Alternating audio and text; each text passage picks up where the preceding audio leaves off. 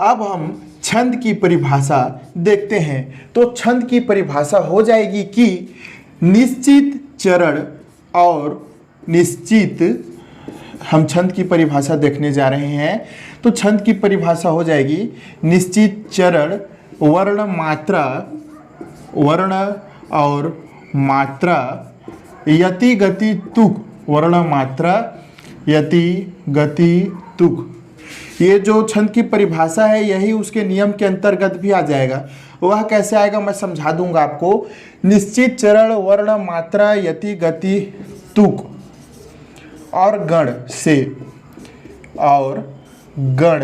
से नियोजित पद्य रचना, गण से नियोजित पद्य रचना छंद कहलाती है।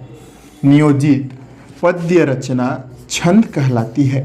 पद्य रचना, पद्य यानी कि कविता, रचना छंद कहलाती है। छंद कहलाती है।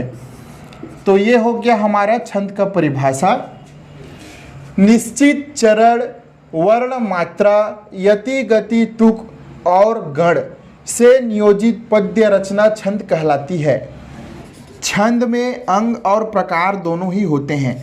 तो हम देखेंगे छंद का अंग और छंद का प्रकार। तो आइए जानते हैं कि छंद के अंग कितने होते हैं और छंद के प्रकार कितने होते हैं। तो सबसे पहले मैं बता दूं कि छंद का जो अंग है वो इसी परिभाषा के अंतर्गत, जैसे कि चरण एक अंग हो जाएगा, वर्ण और मात्रा ये एक अंग हो जाएंगे, यति एक अंग हो जाएगा, गति एक अंग हो जाएगा, तुक एक अंग हो जाएगा और गण ये भी एक अंग हो जाएगा। तो इसी प्रकार से छंद के अंग होते हैं। तो यहाँ पर हम वर्ण और मात्रा को यदि एक साथ लेंगे तो जो अंग है, छंद का अंग है, वह 6 प्रकार का हो जाएगा। और यदि यहीं पे हम वर्ण को एक मान लेते हैं, मात्रा को भी एक मान लेते हैं, तो 7 प्रकार हो जाएगा। कई जगह 8 प्रकार 9 प्रकार भी माना गया है। लेकिन छंद का अंग कितना प्रकार होता है यह प्रमुख नहीं है, क्योंकि परीक्षा में यह नहीं पूछेगा तो ऐसा पूछ दे सकता है कि गति क्या है, तुक क्या है, वर्ण क्या है, ऐसा पूछ सकता है। कितने अंग होते हैं ये नहीं पूछेगा। अब छंद के जो अंग हैं वो खुद 6 प्रकार के हैं।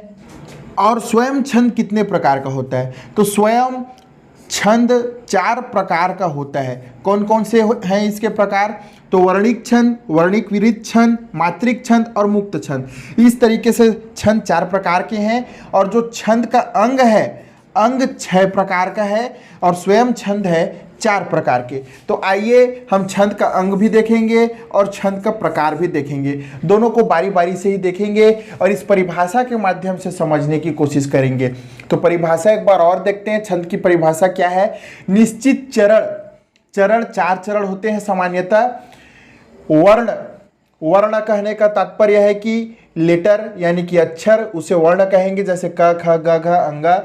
मात्रा, वर्ण में जो मात्रा लगती है, जैसे क में अ की मात्रा, ई की मात्रा, उ की मात्रा, वह सब मात्रा के अंतर्गत आ जाएगा। यति का मतलब विराम चिन्हों से है, जैसे अल्प विराम, पूर्ण विराम, कॉमा, ये सब यति के अंतर्गत आ जाएंगे। गति, तुक और गण। गति का तात्पर्य है कि जैसे कोई भी हम कविता को पढ़ते हैं तो एक निश्चित लय या प्रवाह से, जैसे कि हम गाना गा रहे हैं उस टाइप से पढ़ते हैं, उसे गति कहा जाता है। तुक का तात्पर्य है कि तुक्का लगाते हुए, जैसे कि मान के चलिए कोई भी एक शब्द लेते हैं तो वह शब्द, जैसे हम कोई भी शायरी बोलते हैं तो शायरी बोलते समय ध्यान रखते हैं, जैसे कि काल, शायरी के लास्ट लाइन में यदि काल शब्द आता है तो हम रिलेटेड करते हैं कि अगला जो लाइन बोलेंगे शायरी का, उसमें भी ये लास्ट वाला आल शब्द जुड़ा हुआ होना चाहिए। मतलब कि तुक लगाते हुए आगे बढ़ते चलते हैं शायरी में। इसको और आगे मैं डिटेल से आपको बता दूंगा।